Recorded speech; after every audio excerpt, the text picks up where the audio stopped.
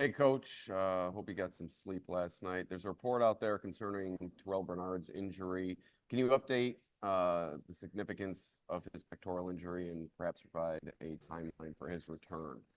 Yeah, Alex. Unfortunately, he's going to be out multiple weeks. We're talking about, whether or not it's an IR conducive type of situation or not. So I know we're aware of the report. I'm aware of the report, and we still got some, internal conversations that we have to have yet to determine if it's going to end up in the IR or not. How about Taron Johnson? He was not placed on IR leading into the game on Thursday. Is there any update on maybe a timeline for his return? Right. So we're hoping it's a good thing that it's that he's not, that we deemed it not necessary to put him on IR. It is important though to continue to take it one day and 1 week at a time, just because the injury is still new and but our hope is it's actually will be prior to that 4 weeks, that would normally garner the IR designation there. So we'll just take it one day at a time. And I know you were asked about it last night. Could you once again touch on Jamarcus Ingram's performance? The UB guys really performing for you this season, and maybe touch on that as well. And what has led you to bring in so many UB guys, and your perspective on their rise this season? Yeah, again, really cool. It's not often that you're able to get some local guys, right? And so we're fortunate that we have UB and Coach Lembo and what he's doing over there, and the way that it's really come to fruition. Quite honestly, I think is our rookie tryout day, right? So you're able to uh, our local pro day, I should say, it starts really with that. When as the proximity to an NFL facility, we're able to get those players over here and take a look at guys that may not normally get a look, and so that's how we were able to discover J Mark and Joe, and then they get then invited to the rookie tryout camp, and they do their thing, and so they both stood out, and then the process really started from there. J Mark now in year 3, I believe it is, and Joe in year 1. So, but again, the DNA of those two, albeit we've only been around Joe for a shorter amount of time, but he seems to have the same or similar DNA to J Mark. And hey, I'm just trying to do my job. I'm trying to grow and get better every day, and never making it about himself or themselves, and just focused on improving every day and willing to work, and willing to put in the time. So that's it's refreshing. It's great to see it. I'm extremely happy for both of those guys. All right, thank you for your time. Sure.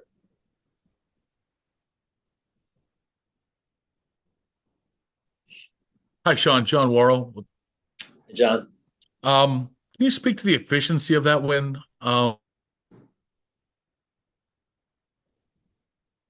you froze up here, John. I got you on the efficiency piece. I'll answer that. Yeah, I thought our team really went down there, was focused on themselves in terms of, yes, respecting the opponent, for sure, really good opponent, yet also really focusing in on the things we could control and improving our game. And that was led by Josh and his leadership, of course. And I thought all 3 phases really factored into the win, and played really just good sound physical football. And so those are things we can look to build on as we move forward here. Yeah, that's just my follow-up. How encouraging is that to see that in week 2? Well, it is encouraging and important. And again, it goes back to the leadership on our football team. And then guys doing it by example, right? Getting off to a good start with that. I thought the defense was extremely physical. Our run game was extremely physical. Our wide receivers are blocking. We're starting to understand and get into good pad level positions, which is again fundamentally what you're trying to build early in the year. We are. with more room for improvement moving forward, of course. It's just so important to groove those key essentials to being a good, strong, fundamentally sound football team early on. Thanks, Sean. Sure.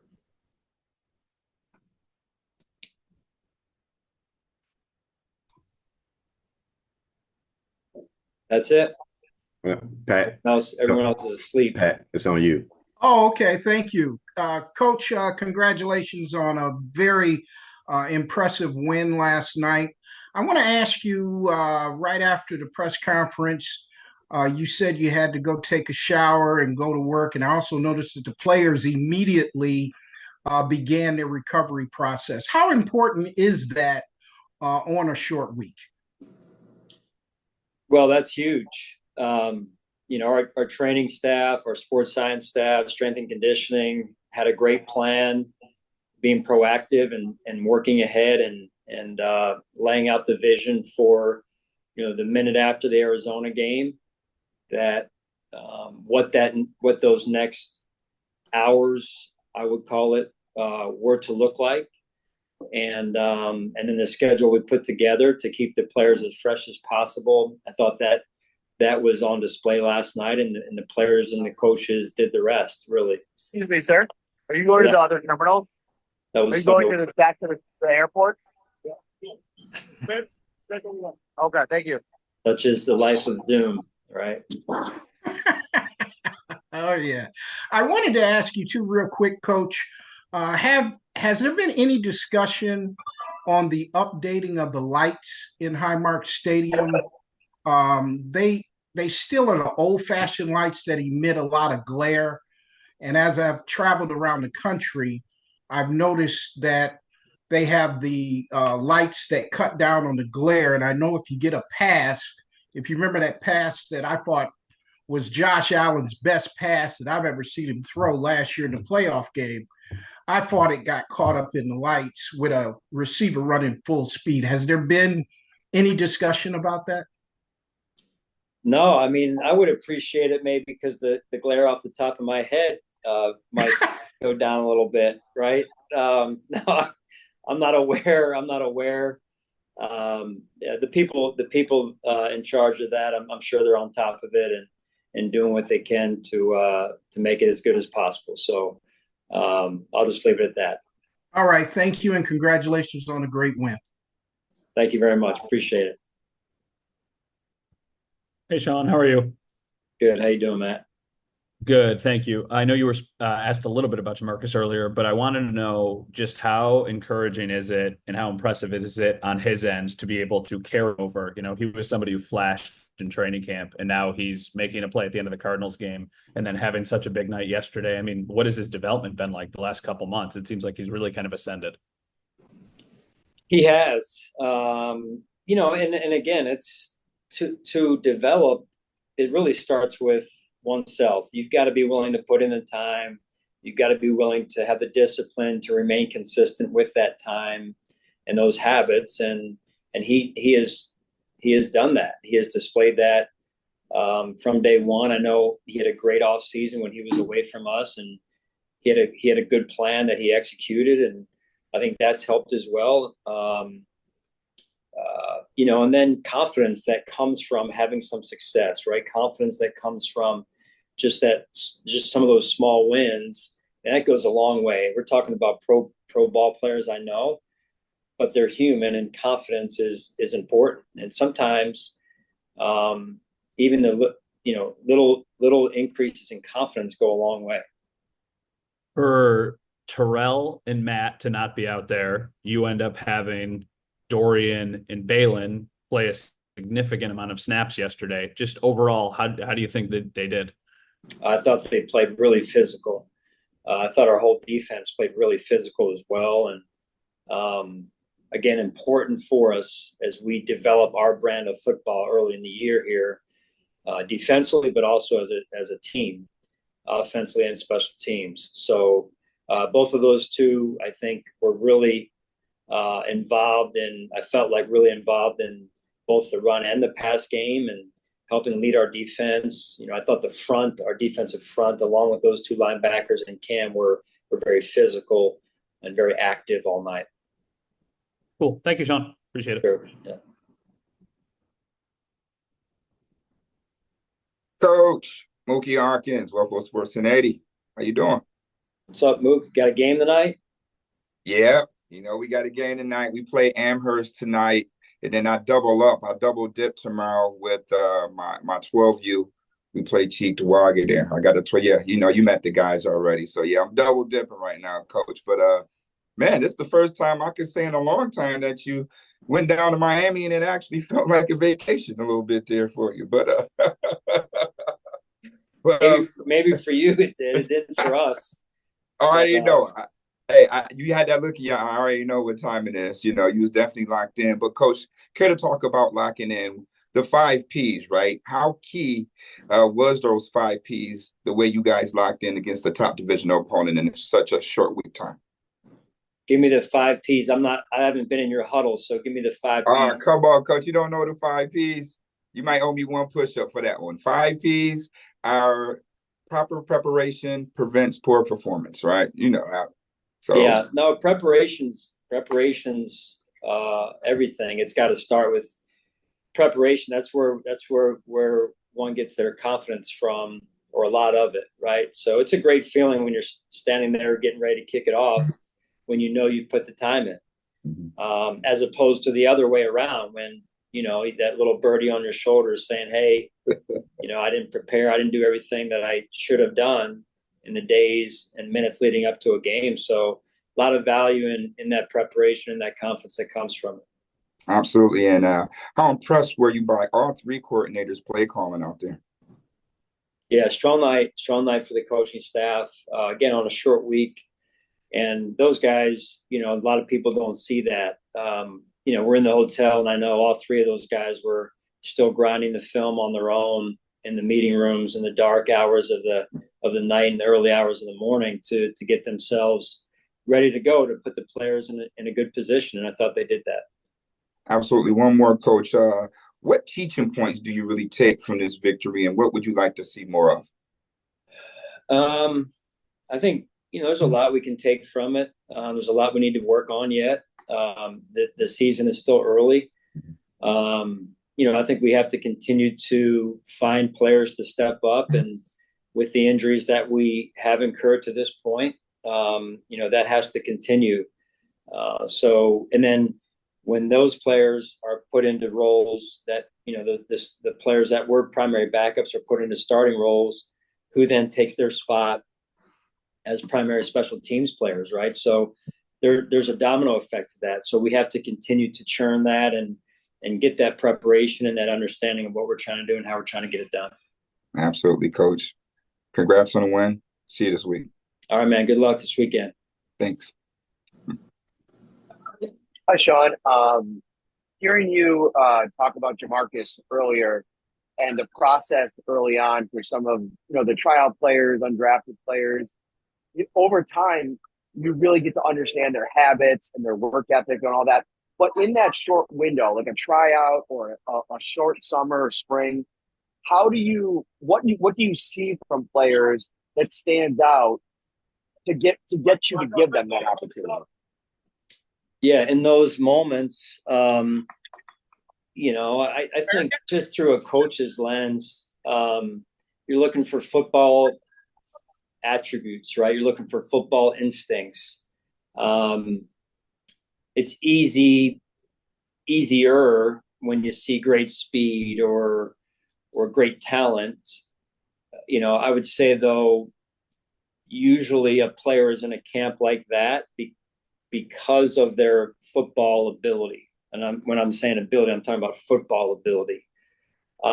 Listen, there's a lot of players every year, I believe, that get overlooked because they don't have the blazing fast 40, or they're not high weight speed recruits, if you will. And I think that's one of the biggest,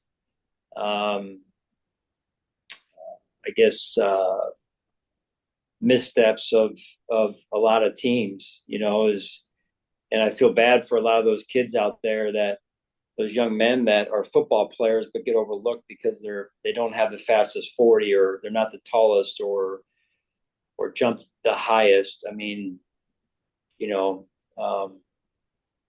there's a lot of good football players out there, and there's a lot of guys that don't ever even get a chance to go to a tryout camp because they don't have those numbers, and that's, to me, that's a shame, because there's a lot of good football players that then don't get a chance to play football ever again, all because of their height, weight, and speed.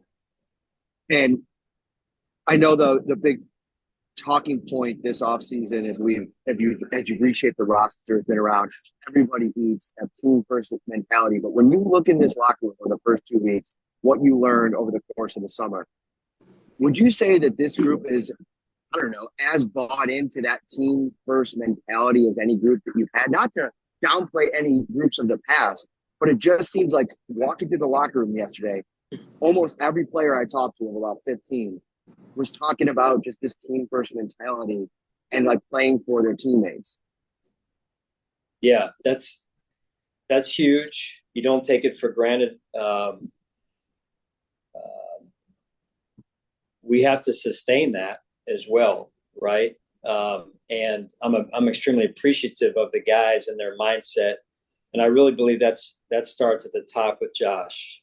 Very unselfish in his approach. You see, I love watching Josh celebrate when his teammates do great things.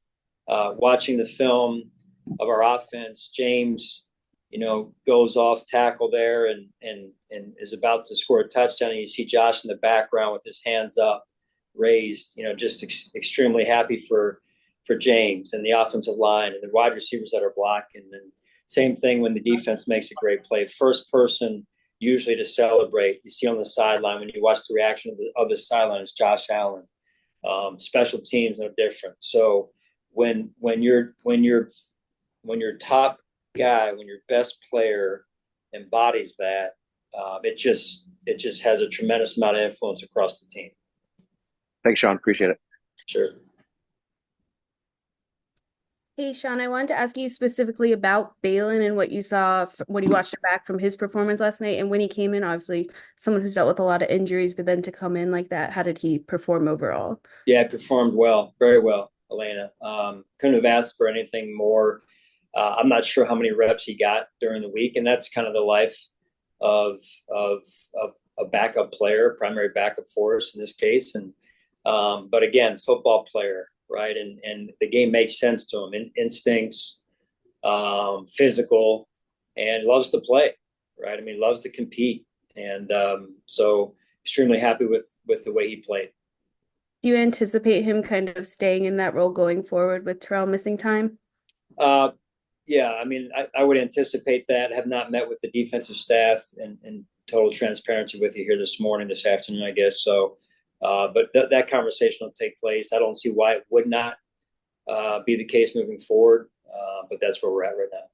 And then I know we talked about it some last night, but this linebacker room, like this offseason, already dealt with a lot of injuries, and then to now have Matt and Terrell and like all these guys going down, but like still performing at this level when whoever comes in, like what does it say about this room and the guys that you have in there from a depth perspective?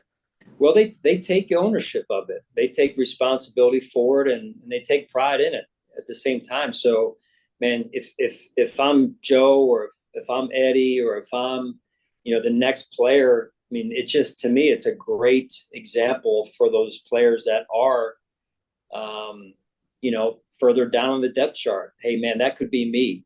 So I got to make sure I'm ready to go, and I can't wait for my opportunity. When I get it, I'm going to strike just like those guys have. One last thing for me, I was just curious, the start this offensive line has had, like what has been your overall takeaways for how they've performed through 2 games so far? Yeah, I know we've got 4 of the 5 back from a year ago, and David's moved into that this year. And although I kind of considered him a starter last season, quite honestly, and I think that they're working well together as we've gotten this young season going. And some things came up last night that I know that they want back and want to work on as they head into the week of practice against Jacksonville. Thank you. Sure.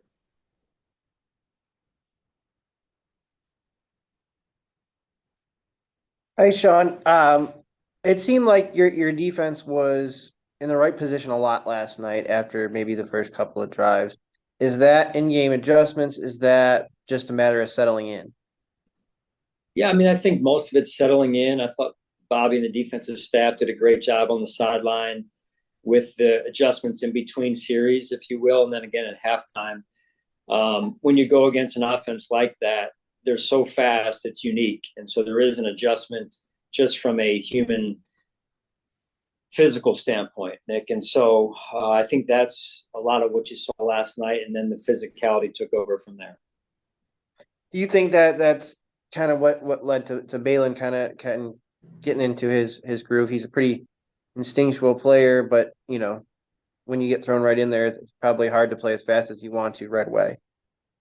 Yeah, the speed's different. The processing of that is a little bit different. But again, really pleased with how Baylon handled it. And really, he went in there and did his job. He kept the game simple, executed his assignments, and you felt the kind of the repercussions of that. So it was good to watch and fun to see. And then lastly, how have you seen Josh progress at the line of scrimmage over the years? I think it's second week in a row. He kind of made a check or saw something, and it ended up being a touchdown. Yeah, it starts with his preparation. 2 really good, consistent, albeit a short week in this past week. 2 really good weeks of preparation. Josh understanding the necessary parts of the defense that he's going to go against and how that defense may change in different areas of the field. And then I think a play that doesn't probably get talked about that is really important is, I believe it was first drive. I think it was a bootleg, play action there, and didn't have what he wanted, and he threw the ball away. And so we lived to see another down, which led us, I believe, if I'm not mistaken, to that touchdown play. So, that'll get lost in the kind of the minutia, if you will, of the game. But that's a huge play by a quarterback making a great decision there. Thanks. Sure. Excuse me 1 second.